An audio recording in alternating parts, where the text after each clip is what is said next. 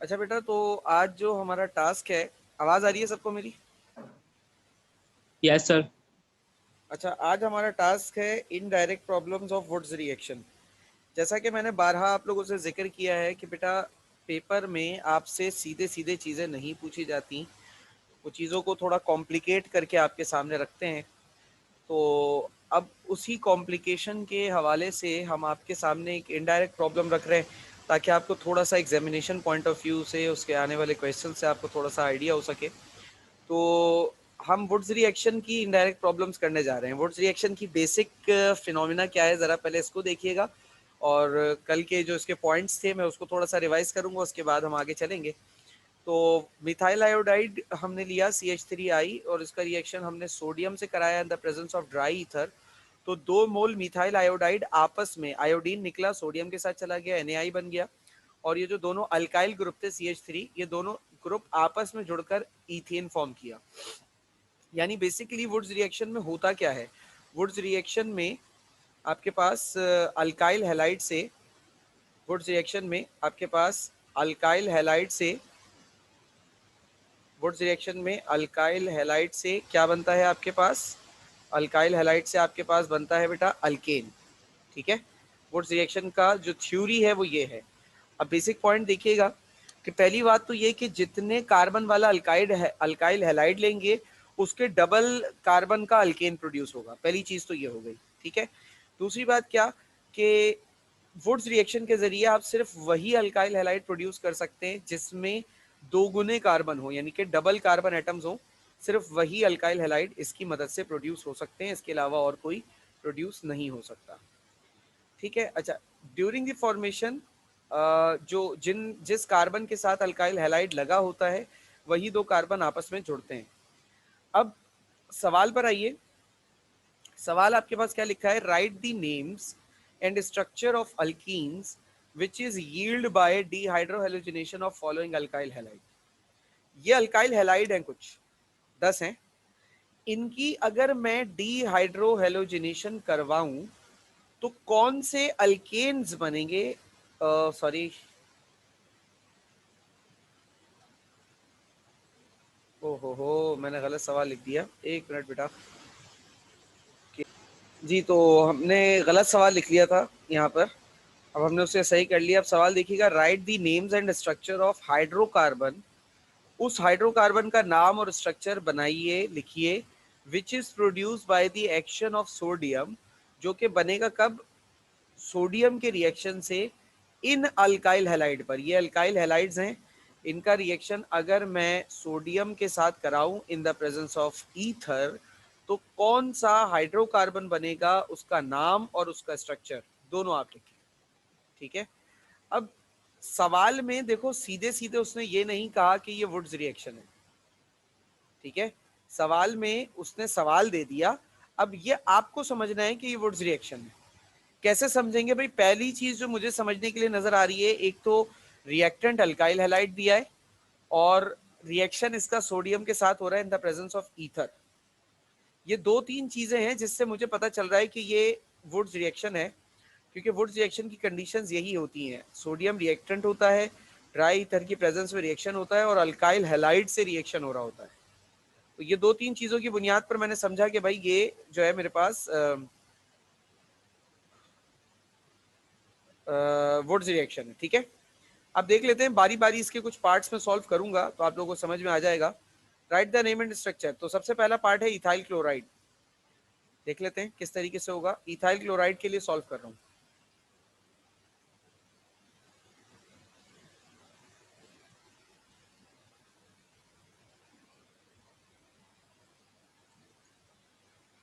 Ethyl chloride क्या होता है?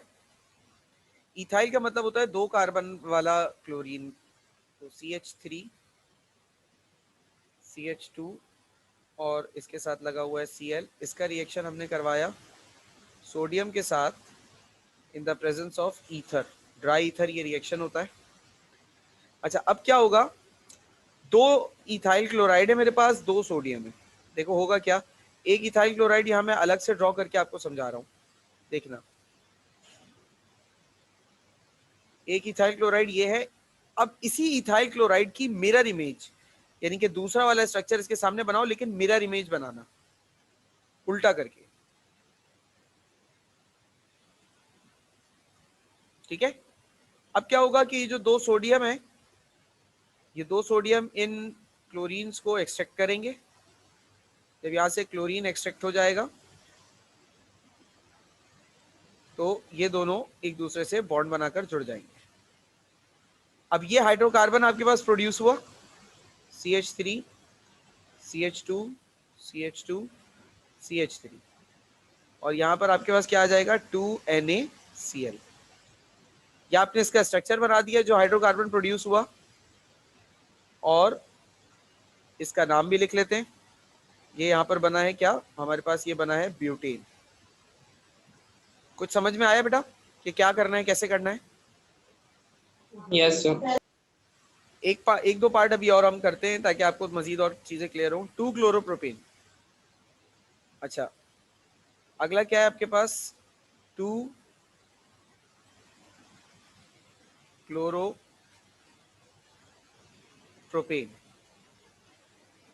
अब 2 क्लोरोप्रोपेन का मतलब क्या है, इसका स्ट्रक्चर ड्रॉ कीजिए। प्रोपेन का मतलब होता है 3 कार्बन,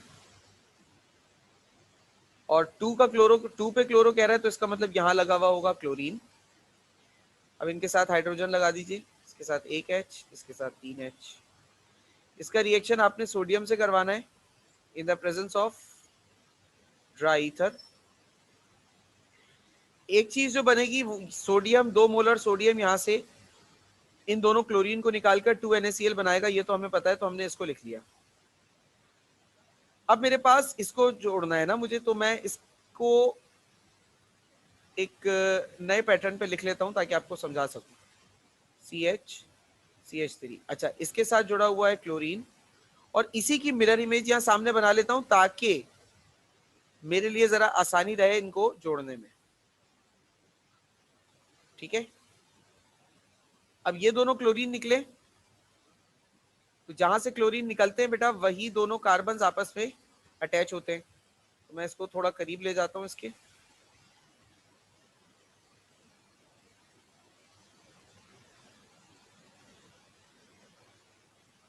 ठीक है। ये दोनों जुड़ गए एक दूसरे से। अब ये स्ट्रक्चर ड्रॉ हो गया इनका, अब इनका नाम लिखना है। अच्छा, नाम लिखने के लिए सबसे पहले तो आपने लॉन्गेस्ट कार्बन चेन सिलेक्ट करनी है। तो इसमें जो लॉन्गेस्ट कार्बन चेन आ रही है वो इस तरीके से आ रही है।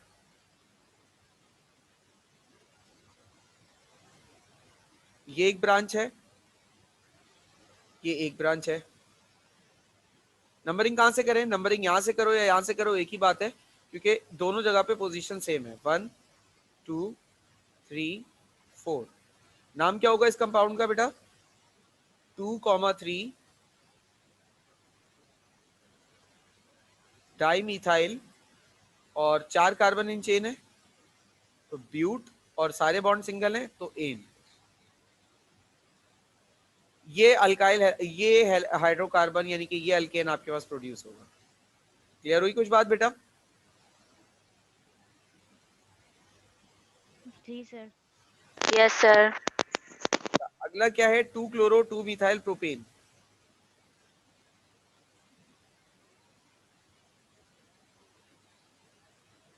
Two chloro 2 methyl propane. तो प्रोपेन का मतलब है 3 कार्बन इन चेन, 1 2 3। अब 2 पे क्लोरो लगा हुआ है तो ये आ गया, और 2 पे मिथाइल भी लगा हुआ है, ये क्लोरो आ गया, ये मिथाइल आ गया, बाकियों के साथ हाइड्रोजन लगाइए। अब सोडियम, ये रिएक्शन होगा बेटा इन the presence of dry ether. अच्छा, सोडियम ने क्या करना है, 2 मोलर क्लोरोमीथेन में से, 2 क्लोरो 2 मिथाइल प्रोपेन में से 2 क्लोरीन निकालने, तो ये बन जाएगा आपके पास 2NaCl। अब इधर क्या रह गया आपके पास, इधर जो रह गया आपके पास, अब इसको ड्रॉ कर लेते हैं। CH3 C CH3, इधर लगा हुआ है CH3, इधर लगा हुआ है क्लोरीन। अब इसी स्ट्रक्चर का एक और मिरर इमेज इसके सामने बनाओ, क्लोरीन CH3 CH3 और ये CH3। ठीक है, क्या करना है, दोनों क्लोरीन को इरेज कर दो और इसको यहाँ पे ऊपर लाओ, इसके साथ जोड़ दो।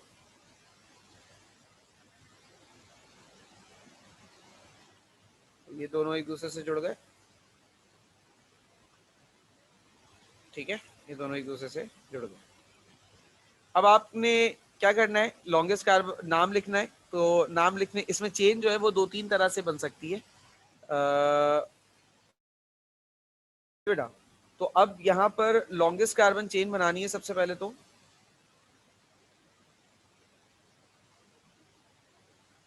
आ गई लॉन्गेस्ट कार्बन चेन।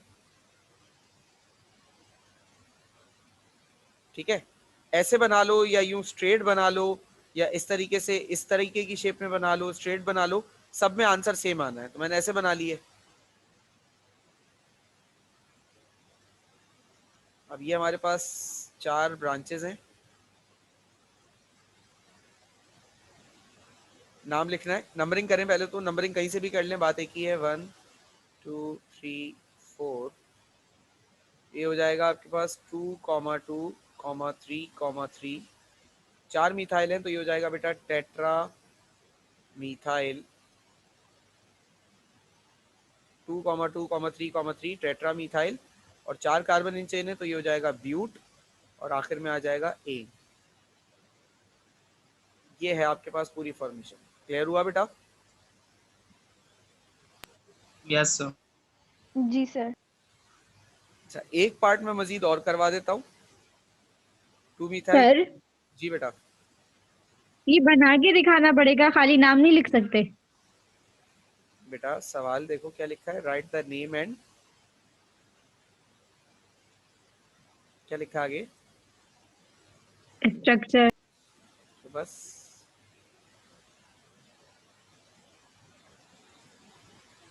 2 मिथाइल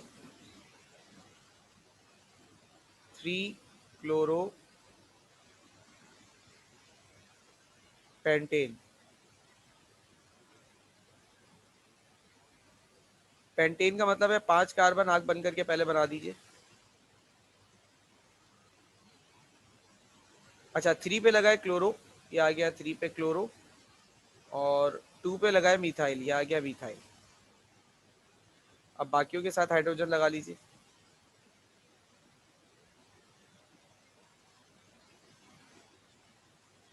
इनका रिएक्शन हो रहा है सोडियम के साथ। 2 मोलर सोडियम है, 2 मोलर ये भी हैं। ये आपके पास बन गया बेटा ड्राई ईथर 2NaCl। अब 1 2 3 4 5 2 3 पे लगाया ना क्लोरो, तो ये आ गया 3 पे क्लोरो। और ये आ गया 2 पे मिथाइल। अब इसी की मिरर इमेज यहाँ सामने बना लेते हैं। क्लोरो,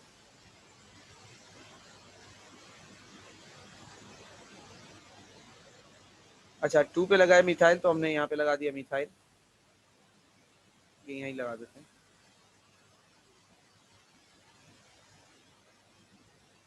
अब ये दोनों क्लोरीन हटेंगे यहाँ से। अब जहाँ से क्लोरीन हटे बेटा, वहाँ पर आपके पास जाकर ये हाइड्रोजन जो है वो, मतलब दोनों कार्बन जहाँ से क्लोरीन हटेगा वहीं से दोनों कार्बन एक दूसरे से जुड़ेंगे। ये दोनों एक दूसरे से जुड़ गए। यहाँ पर थोड़ा टेढ़ा हो गया, देख लीजिएगा। सही है। अच्छा, अब मुझे इनके साथ हाइड्रोजन भी तो लगाने होंगे। H3 H2 एक H एक H।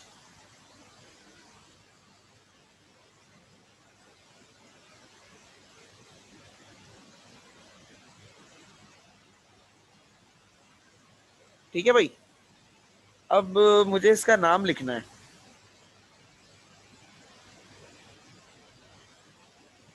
तो लॉन्गेस्ट कार्बन चेन आप लोगों को क्या नजर आ रही है, पॉसिबल लॉन्गेस्ट कार्बन चेन?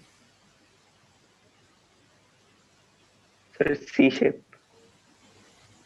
सी शेप, ऐसे ऐसे सी शेप या ऐसे सी शेप? सर कैसे भी करें सेम आएगा। सेम नहीं आएगा। ऐसे करूंगा तो बेटा आइजो चेन आ जाएगी, ब्रांच जो है मेरे पास वो आइजो आ जाएगी, और मैंने समझाया है कि आइजो को अवॉइड करने की कोशिश करते हैं।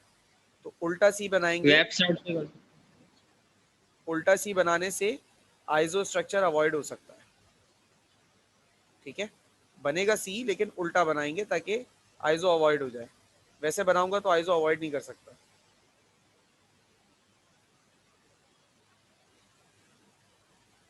अब नंबरिंग करें 1 2 3 4 5 6।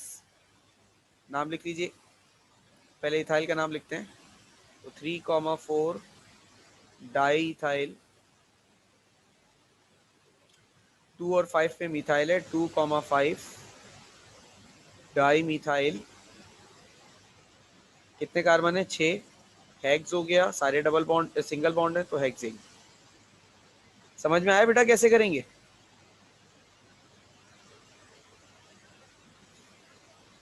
Yes sir.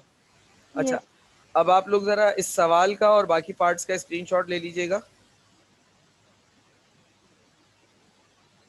ले लिया? Yes sir. सॉल्यूशन का भी ले लीजिए ताकि आप लोगों को आइडिया रहे, बाकी पार्ट्स आप लोगों ने खुद करने हैं।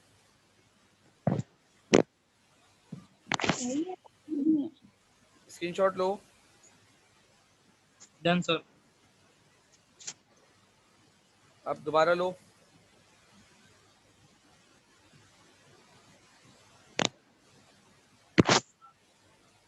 ले लिया? डन। Yes sir. ये भी ले लो स्क्रीनशॉट दोबारा।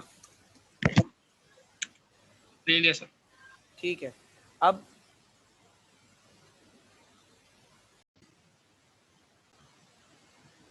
और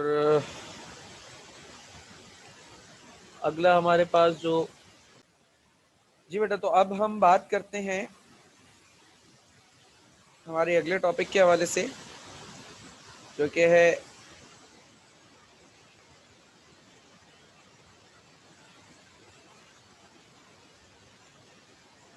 रिएक्शंस ऑफ ईथेन। ईथेन के रिएक्शंस के हवाले से देख लेते हैं बेटा, क्या कौन से और कैसे रिएक्शंस हैं ईथेन के। तो ईथेन भी चूंकि अल्केन फैमिली का मेंबर है और अल्केन्स आर पैराफिन्स, आपको पता है कि इतने ज़्यादा रिएक्शंस नहीं करते। तो सबसे पहला जो इनका रिएक्शन है वो है कंबस्शन।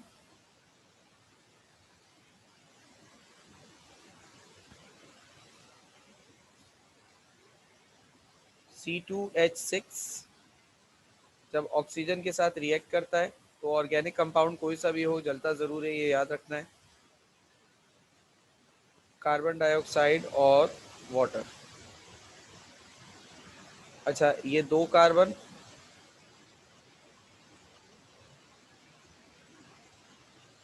कि 2 पे तो ये बैलेंस नहीं होगा।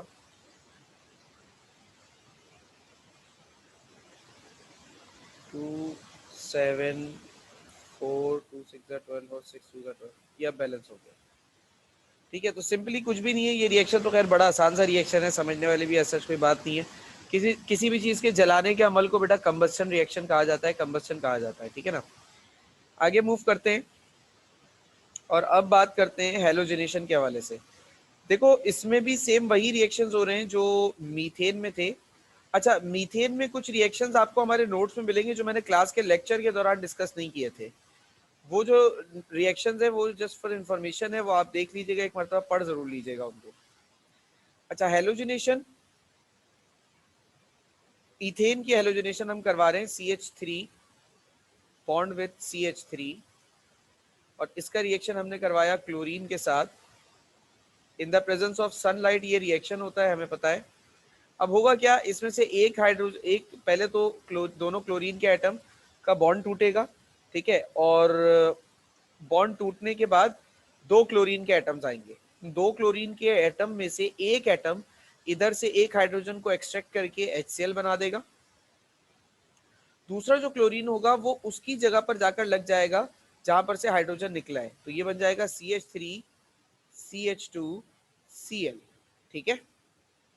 ये कहलाता है मेरे पास इथाइल क्लोराइड, और यहां पर हमारे पास प्रोडक्ट आया है एक, only 1 product,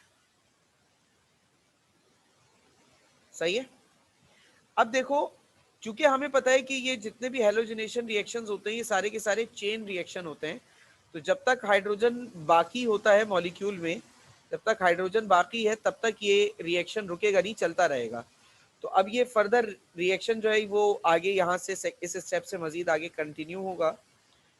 CH3 CH2 Cl, ये फर्दर रिएक्शन करेगा Cl2 के साथ और यहाँ बनेगा H न्यू। अच्छा, अब क्या होगा, अब अगेन वही होगा कि पहले दोनों क्लोरीन के एटम्स का बॉन्ड टूटेगा, ठीक है, और उसके बाद, ठीक है, दोनों क्लोरीन के एटम्स का बॉन्ड टूटेगा, उसके बाद एक क्लोरीन इधर से हाइड्रोजन को निकालेगा, एक हाइड्रोजन को, और दूसरा क्लोरीन आकर लगेगा। अच्छा, अब सवाल ये है कि सर देखिए, पिछले केस में क्लोरीन ने किसी एक जगह पे लगना था, समझ में आ गई बात। अभी भी क्लोरीन को किसी एक ही जगह लगना है, ठीक है, मतलब दो क्लोरीन के एटम आएंगे, उनमें से एक एटम इधर से हाइड्रोजन को रिलीज कराएगा और HCl बनाएगा। लेकिन सर अभी प्रॉब्लम यह है कि अब जो क्लोरीन आ रहा है वो कौन से कार्बन से पे जाकर लगेगा, लाइक इस वाले कार्बन पर या इस वाले कार्बन पर। तो बेटा इसके लिए मैं आपको जवाब दूंगा कि ये दोनों ही कार्बन पर लग सकता है। यानी कि अगर मैं बात करूं तो ये CH3 बॉन्ड विद CH और Cl भी हो सकता है, या फिर ये भी हो सकता है कि ये हो जाए Cl CH2 CH2 Cl। ठीक है, इसको ऊपर बना देते हैं, वो ज्यादा बेहतर है।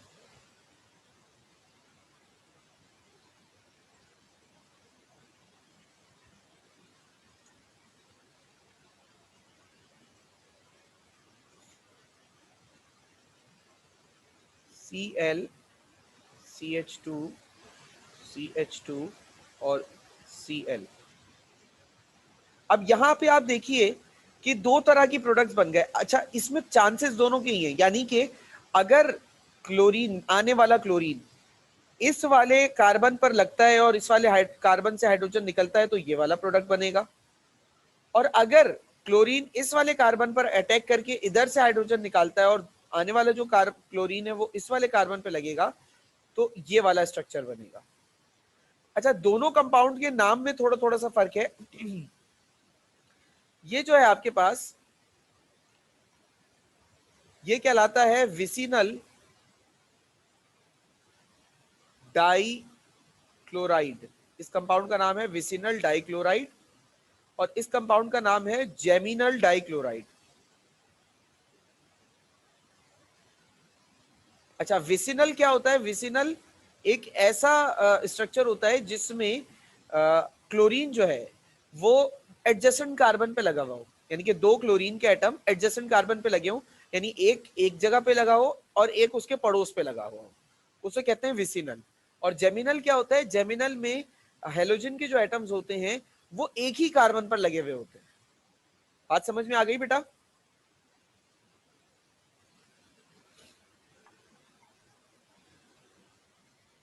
बेटा सर एक टाइम पे तो एक ही बनेगा ना?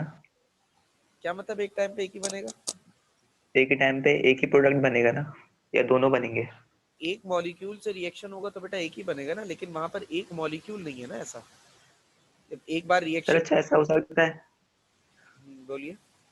कि अगर हम दोनों क्लोरीन को रिएक्ट कराएं और H2 गैस गैस लिबरेट हो, क्या मतलब? मतलब हम Cl2 का रिएक्शन करा दें इथेन के साथ और CH2 गैस, वो हाइड्रोजन गैस रिलीज हो। नहीं, हाइड्रोजन गैस रिलीज नहीं हो सकती। क्लोरीन का अगर रिएक्शन करा रहे हो तो हाइड्रोजन गैस कैसे रिलीज होगी? पहले उधर से हाइड्रोजन को निकालना पड़ेगा ना, और उधर से निकालने वाला उसको अपने साथ जोड़ लेगा। ऐसा नहीं हो सकता कि आप स्ट्रक्चर से हाइड्रोजन को ऐसे ही बाहर निकाल दें, क्योंकि स्ट्रक्चर उस सूरत में स्टेबल है जब उसके साथ हाइड्रोजन लगा हुआ है, और अगर हाइड्रोजन हटाऊंगा तो वो अनस्टेबल होगा। यहाँ पर भी जो सब्सटीट्यूशन हो रही है, इस सब्सटीट्यूशन में भी एक, अगर हाइड्रोजन हट रहा है तो उसकी जगह पे, उसी जगह पे क्लोरीन लग रहा है, तो ये रिएक्शन किसी सूरत हो भी रहा है। अगर मैं ये कहूं कि सिर्फ हाइड्रोजन हटा दूं तो ये बहुत नामुमकिन वाली बात है, समझ लें ऐसे, जबकि पॉसिबल वो भी हो जाता है। ठीक है, क्लियर है?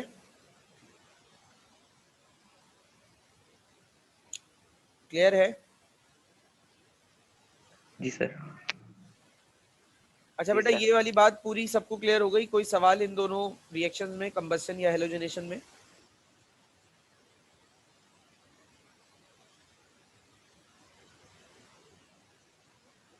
जी सर। ठीक है बेटा, अगर आप लोग यहां तक समझ गए हैं तो अब हम बात करते हैं हमारा अगला टॉपिक। अब हम यहां पर स्टार्ट कर रहे हैं अल्कीन्स।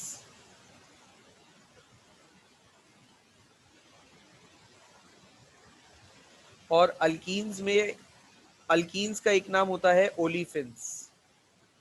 ठीक है, अच्छा, अल्कीन्स में हम किसे पढ़ने वाले हैं? अल्कीन के पहले मेंबर को हम पढ़ने वाले हैं, that is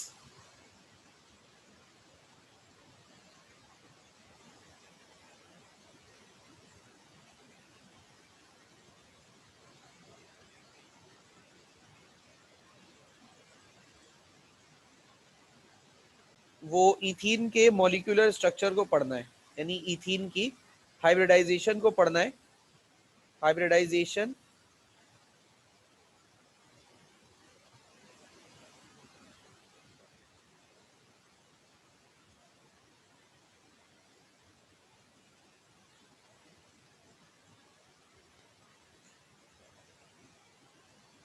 hybridisation of ethene को हम डिस्कस कर रहे हैं बेटा।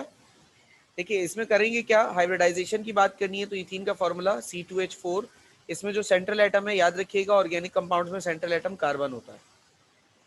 तो हो क्या रहा है, सबसे पहले तो ground state electronic configuration 1s2 2s2 2px1 2py1 और 2pz0, ये कार्बन की ग्राउंड स्टेट इलेक्ट्रॉनिक कॉन्फ़िगरेशन है। ठीक है, अब कार्बन हमें पता है ग्राउंड स्टेट के अंदर बॉन्डिंग नहीं करता, तो carbon will move in excited state, और कार्बन की जो एक्साइटेड स्टेट इलेक्ट्रॉनिक कॉन्फ़िगरेशन होगी वो क्या हो जाएगी, 2s1 2px1 2py1 और 2pz1। अब ये कार्बन की एक्साइटेड स्टेट इलेक्ट्रॉनिक कॉन्फ़िगरेशन है। ठीक है, अब यहाँ पर क्या होगा, यहाँ पर अगर मैं ऑर्बिटल्स की बात करूँ, ऑर्बिटली ड्रॉ करूँ, तो एक इलेक्ट्रॉन इसमें आ जाएगा और px में एक इलेक्ट्रॉन, py में एक इलेक्ट्रॉन, pz में एक इलेक्ट्रॉन। तो अब ये हो जाएगा हमारे पास s, px, py और pz। अच्छा, इथीन में हाइब्रिडाइजेशन sp2 होती है, यानी कि एक s और दो p ऑर्बिटल्स हाइब्रिडाइज होते हैं और सिग्मा बॉन्ड्स फॉर्म करते हैं, जबकि pz नहीं करता। तो यहाँ पर ये जो हाइब्रिडाइजेशन है वो ये इस तरीके से इन दोनों के दरमियान, इन तीनों के दरमियान शो होगी। हम यहाँ लिख देंगे कि भाई ये sp2 हाइब्रिडाइज्ड है।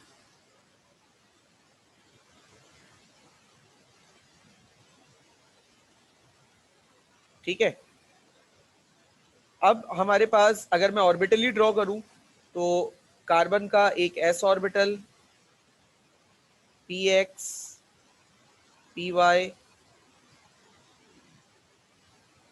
pz, s, px, py और pz, ये चार ऑर्बिटल्स हैं। अच्छा, इनमें ये वाले सारे क्या कहलाते हैं, ये वाले सारे कहलाएंगे बेटा एटॉमिक ऑर्बिटल। ये वाले कहलाएंगे एटॉमिक ऑर्बिटल्स। ठीक है, अब एटॉमिक ऑर्बिटल्स के बाद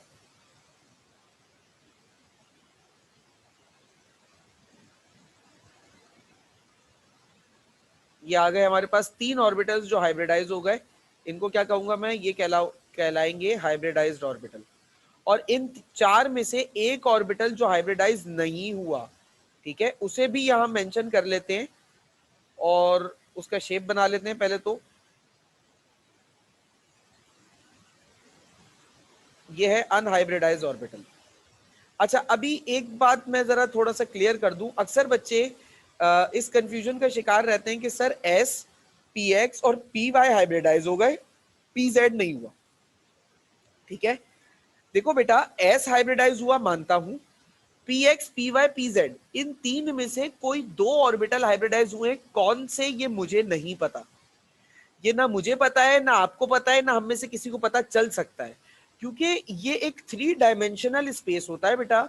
और इस 3 डायमेंशनल स्पेस में आप पी एक्स, पी वाई और पी जेड देखने वाले पे डिपेंड करता है। अगर आप फॉर एग्जाम्पल नीचे की तरफ से देख रहे हैं तो जो आपके लिए पी एक्स होगा और पी वाई होगा वो अलग शेप्स में होगा, लेकिन जो शख्स ऊपर से देख रहा होगा, आप नीचे से अगर किसी चीज को देखेंगे तो जो आपके लिए पी एक्स होगा और पी जेड होगा, ऊपर से देखने वाले के लिए जो पी जेड होगा वो पी एक्स होगा और आपका जो पी एक्स है वो पी जेड होगा। इट ऑल डिपेंड्स, क्योंकि 3 डायमेंशनल एरे होता है ना, तो P X, P Y, P Z हम अपनी आसानी के लिए कहते हैं, अलबत्ता फिक्स नहीं होता कि कौन पी एक्स है, कौन पी वाई है, कौन पी जेड है। ये सिर्फ देखने वाले के नजरिए पे डिपेंड करता है। तो इसलिए मैं ये नहीं कहूंगा कि पी जेड अनहाइब्रिडाइज है, मैं ये कहूंगा कि तीनों पी में से कोई एक अनहाइब्रिडाइज है। कौन सा, वी डोंट नो, बिकॉज ये हमारे देखने पे डिपेंड करता है। क्लियर हो रही है मेरी बात?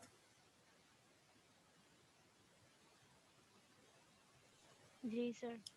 अच्छा, अब यस सर। यहां पर जो एक हाइब्रिडाइज कार्बन होगा उसको अगर मैं ड्रॉ करूं,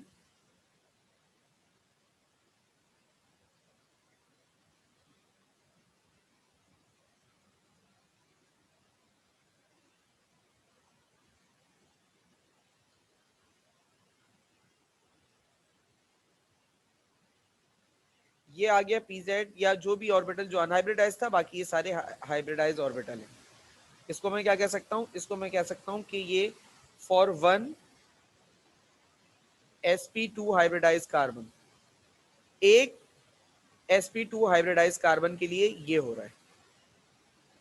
अच्छा, दूसरे कार्बन के साथ भी सेम हुआ होगा, सेम स्ट्रक्चर बना होगा, मैं उसको अलग से बना नहीं रहा। अब मैं क्या कर रहा हूं, अब उन दोनों कार्बन को आपस में आपको सिर्फ जोड़ के दिखा रहा हूं कि जुड़ेंगे कैसे।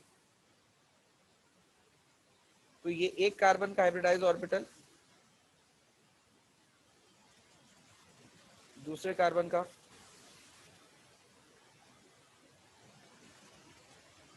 तीसरे कार्बन का।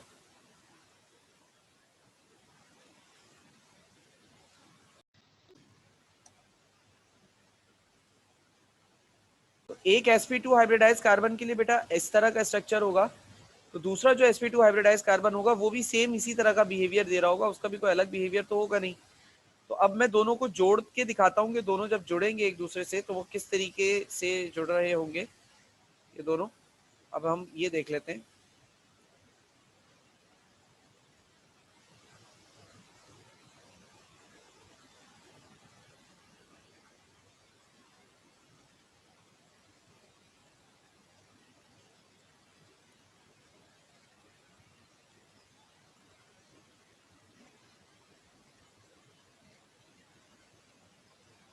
ठीक है, ये एक हाइब्रिडाइज कार्बन आ गया और इसका अनहाइब्रिडाइज ऑर्बिटल जो है वो ये है, ये रहा। ठीक है, अच्छा, अब दूसरा वाला कार्बन,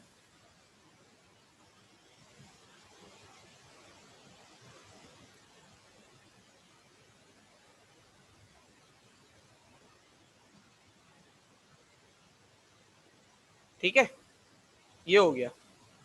अब क्या है, देखो यहां पर ये जो दोनों कार्बन है, ये सा sp2 हाइब्रिडाइज है, ये एक लूप एक कार्बन का है, एक ऑर्बिटल एक कार्बन का है। अब ये वाला जो हाइब्रिडाइज हिस्सा है, इधर से हाइड्रोजन जोड़ा आकर इस वाले हाइब्रिडाइज कार्बन के इस वाले ऑर्बिटल से हाइड्रोजन जोड़ा, ये हाइड्रोजन है, ये हाइड्रोजन है। सेम इसी तरह से इस वाले कार्बन में भी sp2 इधर आया, मतलब हाइड्रोजन, सॉरी ये हाइड्रोजन है और ये sp2 हाइब्रिडाइजेशन हुई है। इस वाले कार्बन में भी हाइड्रोजन आया और यहाँ पर sp2 हाइब्रिडाइजेशन हुई। अब सर इन दोनों कार्बन के अंदर जो हाइब्रिडाइज नहीं हुआ उसका क्या है बेटा, जो हाइब्रिडाइज नहीं हुआ वो अबव और बिलो दी प्लेन बॉन्डिंग करेगा, अबव और बिलो दी प्लेन। ये ऐसा ही है जैसे कि मिसाल के तौर पर मैं एक रॉड लगा दूं बीच में और एक बंदा यहां खड़ा है फॉर एग्जांपल और एक यहां पर, अब जब ये आपस में जुड़े कुछ इस तरीके से कि ये ऊपर की तरफ से जुड़े तो नीचे की तरफ से ये अलग रहे, ठीक है, ये नीचे की तरफ से अलग रहे और ऊपर से ये जुड़ गए दोनों, ठीक है, ये इधर से नीचे से जुड़े, ऊपर अपनी नीचे से पोजीशन अपनी वही है, ऊपर से जुड़ गए। फिर इसी तरीके से जिस वक्त ये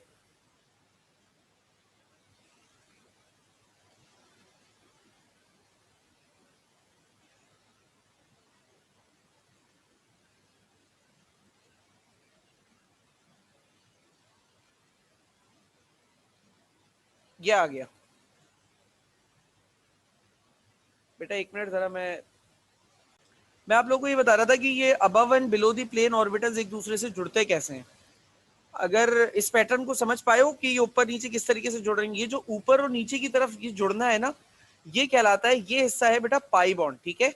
और पाई बॉन्ड जो है वो वीक होता है। दो तरह के बॉन्डिंग होती है हाइब्रिडाइजेशन में, एक होती है बेटा पाई और एक होती है सिग्मा। पाई जो है वो वीक होता है और सिग्मा जो है वो बहुत ही स्ट्रॉन्ग बॉन्ड होता है, ठीक है बेटा, बस ये दो बातें याद रखनी है। अच्छा, पाई वीक क्यों होता है? क्योंकि ऑर्बिटल्स ना जुड़े नहीं रहते इसके अंदर, कभी ऊपर से जुड़े तो नीचे से अलग हैं, कभी नीचे से जुड़े तो ऊपर से अलग हैं। लेकिन सिग्मा में जितना हिस्सा इनका ओवरलैप होता है ना, ये वाला हिस्सा जो देख रहे हो, ये ओवरलैप हिस्सा, ये परमानेंटली जुड़ा रहता है, इनको कोई अलग नहीं कर पाता एक दूसरे से, ठीक है बेटे, समझ रहे हो बात को? बोलो बेटा। Yes sir.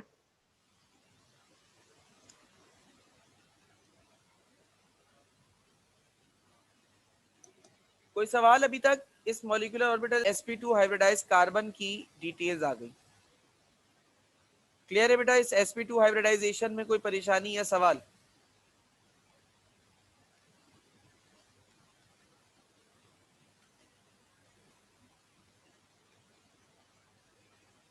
बेटा इस sp2 हाइब्रिडाइजेशन में कोई सवाल, कोई कंफ्यूजन? No sir. ठीक है बेटा, तो आज यहीं तक रखते हैं, बाकी बात इंशाल्लाह आपसे नेक्स्ट क्लास में करेंगे। तब तक के लिए अल्लाह हाफ़िज़।